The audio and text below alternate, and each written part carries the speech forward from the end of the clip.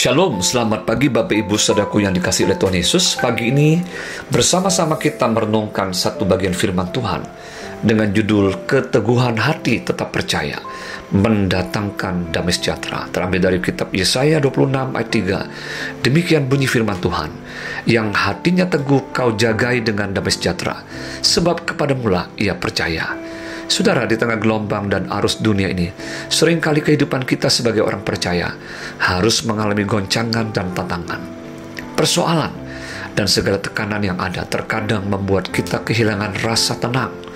Misalnya tantangan dan tekanan ekonomi, kesehatan, relasi, dan masa depan bisa membuat kita menjadi goyah. Puji nama Tuhan. Namun di tengah semuanya itu, Tuhan memberikan janjinya yang luar biasa, yaitu Dia memberikan damai sejahtera bagi mereka yang hatinya teguh dan tetap percaya kepadanya. Dalam bahasa Ibrani, kata yang diterjemahkan teguh, samak, berarti mantap, tetap, tidak goyah, bersandar dengan penuh keyakinan. Jadi, hati yang teguh menggambarkan sikap batin yang stabil dan fokus kepada Tuhan, tidak mudah terguncang oleh keadaan atau perasaan. Hati yang teguh bukan berarti tidak pernah takut, tetapi tidak dikuasai oleh ketakutan. Ia tetap percaya, walau situasi dan kondisi kelihatannya masih belum berubah. Ia memilih berdiri di atas janji Tuhan, bukan pada kenyataan, logika, ataupun pandangan dunia pada umumnya. Ada beberapa hal yang perlu kita perhatikan supaya kita dapat benar-benar memiliki damai sejahtera yang sejati sebagai buah dari keteguhan hati dan tetap percaya di tengah gelombang dan arus dunia ini. Yang pertama, keteguhan hati datang dari kepercayaan atau iman kita kepada Tuhan. Keteguhan hati bukan berarti tidak pernah takut, tetapi tetap berpaut dan beriman kepada Tuhan walau ada banyak badai dan tantangan di dalam kehidupan ini. Orang percaya kepada Tuhan tidak mudah diombang-ambingkan oleh keadaan, karena hatinya berlabuh pada janji-janji Tuhan, bukan pada situasi dan kondisi yang ada di dunia ini.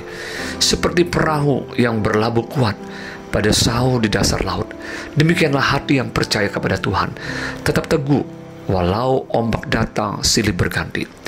Dan Tuhan Yesuslah batu karang yang teguh, yang tidak terguncangkan, sebagai dasar atau fondasi hidup kita orang percaya. Yang kedua, keteguhan hati dibentuk melalui ujian dan proses iman. Kepercayaan tidak tumbuh dalam kenyamanan, tetapi di tengah tekanan dan ujian. Tuhan sering menggunakan masa-masa sulit untuk melatih keteguhan hati kita agar iman makin matang. Setiap kali kita memilih percaya, bukan panik, maka damai sejahtera Tuhan semakin nyata dalam hidup kita. Sekali lagi ingatlah, damai sejahtera bukan datang dari keadaan yang tenang, tetapi dari hati yang percaya kepada Tuhan yang memegang kendali. Yang ketiga, damai sejahtera adalah hasil dari keintiman dan ketaatan kita kepada Tuhan. Damai yang dijanjikan Tuhan bukan sekedar ketenangan emosional, tetapi keadaan batin yang mantap, karena tahu bahwa Tuhan berdaulat atas segalanya.